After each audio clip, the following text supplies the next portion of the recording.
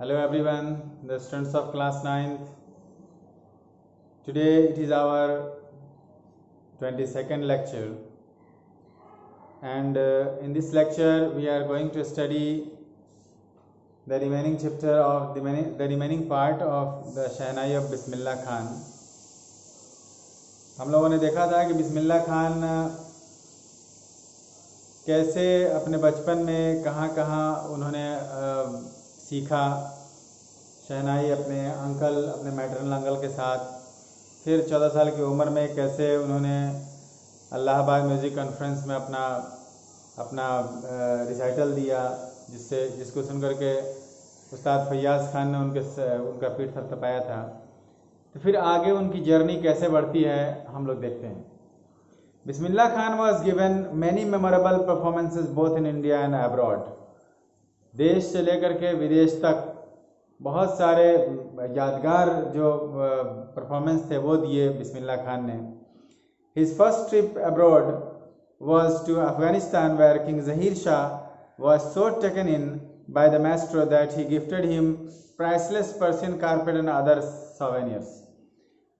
वो पहला जो विदेश यात्रा था बिस्मिल्लाह खान का वो था अफ़गानिस्तान का. जब वहाँ अफ़गानिस्तान गए तो वहाँ किंग ज़हीर शाह जो थे वो इतना प्रभावित हुए, इतना खुश हुए इनके आने पर कि उन्होंने इनके शहनाई को सुन करके एक बहुत ही अमूल्य प्राइसलेस जो पर्शियन कारपेट था वो इनको दे दिया, कालीन, और भी बहुत सारी यादगार चिन्ह दिए उनको.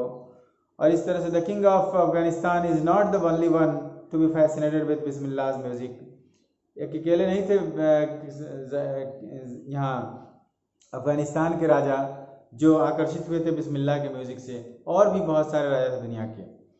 Film director Vijay Bhatt was so impressed after hearing Bismillah play at a festival that he named a film after the instrument called गूंज उठी शहनाई. जो विजय भट्ट एक फिल्म मेकर थे, वो जब इनकी एक प्रोग्राम में इनके शहनाई की जब आवाज़ सुने तो इन्होंने अपने एक फिल्म की नाम रख दी गूंज उठी शहनाई. The film was hit, film बहुत हिट हुई थी. And one of Bismillah Khan's composition दिल का खिलौना है टूट गया turned out to be a nation wide chart buster. और इसी तरह से उनकी एक कलेक्शन था, उनका एक काम किया गया, एक गाना बनाया गया था दिल का खिलौना है टूट गया. वो तो पूरे देश में रिकॉर्ड ब्रेकर बन गया. Despite this huge success in the celluloid world, Bismillah Khan's ventures in film music were limited in two.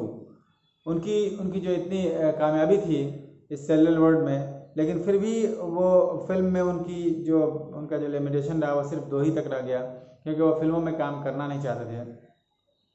उनकी एक फिल्म थी विजय भट्ट गूंज उठी शहनाई एंड खान्स एंड विक्रम श्रीनिवासन से कन्नड़ा वेंचर सनाधी अपन्ना.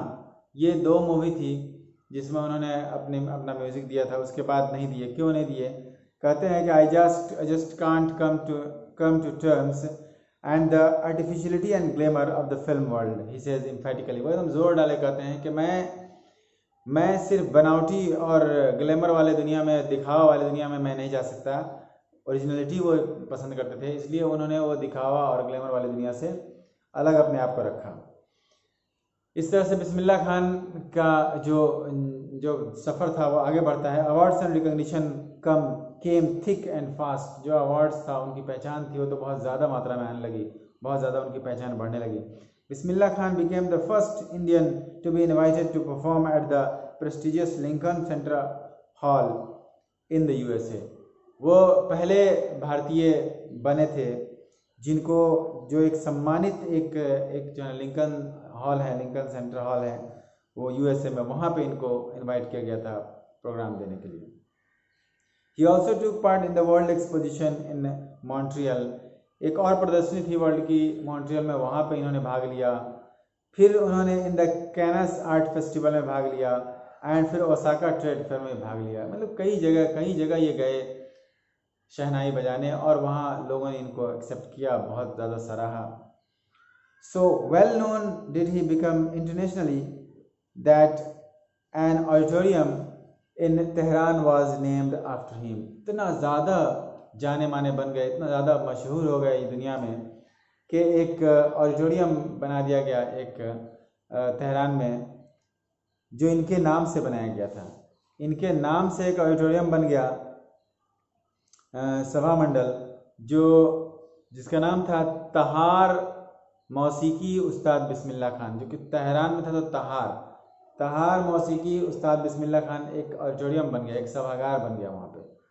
तो ये थी इनकी पॉपुलैरिटी और ये था इनका इनकी चार्मिंग, जो देश विदेश में भी लोगों ने इनके नाम से बहुत सारे बिल्डिंग्स बनाना शुरू कर दिए थे।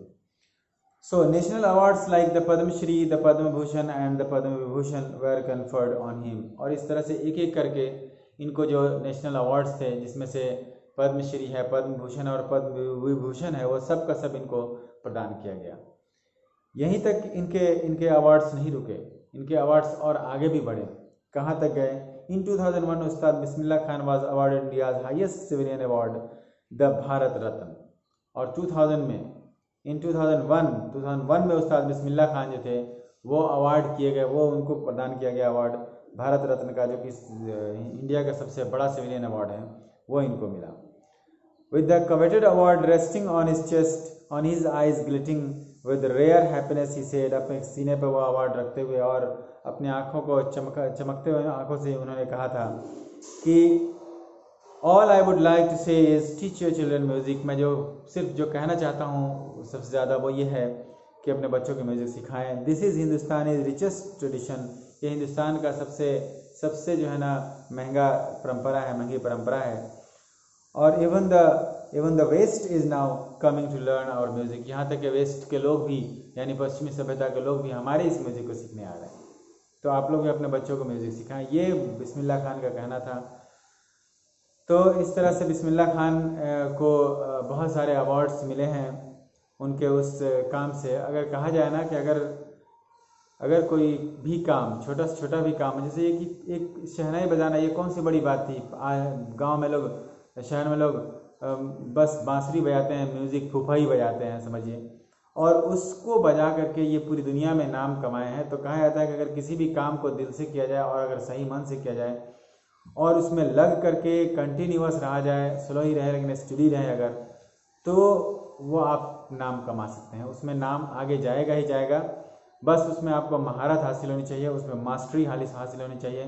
चाहे आप जो भी काम करें, हाँ अच्छा काम होना चाहिए, ख़राब काम ना करें, क्योंकि उसमें मास्टरी से आप बदनाम होंगे। तो ये तो रहा आज का क्लास। अब हम लोग अगले क्लास में आगे पढ़ेंगे और विदेशों में इनका क्या जलवा रहा है। सो आज के लिए बस इतना ही। That's all for today. Have a nice day.